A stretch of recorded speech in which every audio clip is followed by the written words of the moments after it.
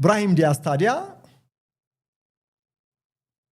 እዛ ላይ ነው በቃ 17 ደቂቃና ውዝግቡ ጭቅጭቁ ያለው በአጠቃላይ የነበረው ሁከት ተጫዋቹ ኮንሰንትሬት እንዲያደርግ ያስቻለው አይመስልም። በጣም አፌክት አድርጎታል።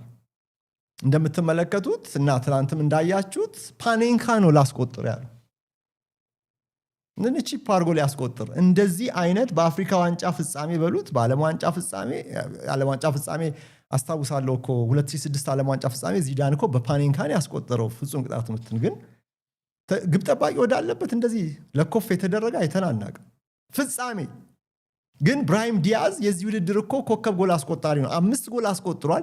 6ኛ ጎል ፍለጋ ነው ይሄንን መጥፎ ውሳኔ ወሰነው። ምናልባትም በእግር ኳስ ተጫዋችነት ህይወት ዘመን ሁሉ የማይረሳው አረ ለምን ዘላለም በህይወት እያለም የማይረሳው አጋጣሚ ሆኖበታል።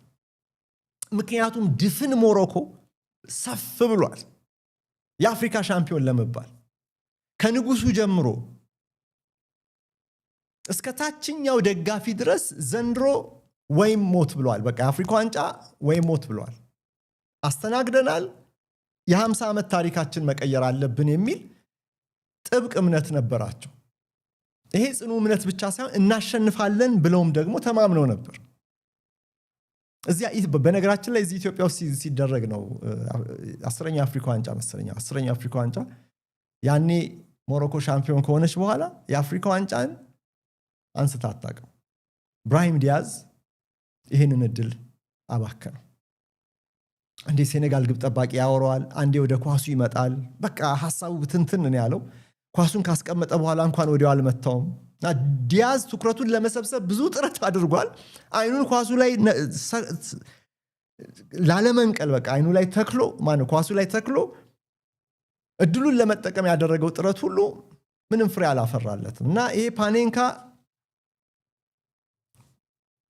ተጫዋቹን መላው የሞሮኮ ቡድን አባላትን ሁሉ ቁዘማ ውስጥ የከተተ ነው። በተለይ ከዛ በኋላ የተፈጠረው ነገር ሲታይ ማለት ነው። ሴኔጋሎች ደግሞ በኦፕን ፕሌይ ጎል ማስቆጠር ቻሉ። እንግዲህ የሞሮኮ ስነ ልቦና ተጎዳ፣ የሴኔጋል ሞራል ተቀሰቀሰ።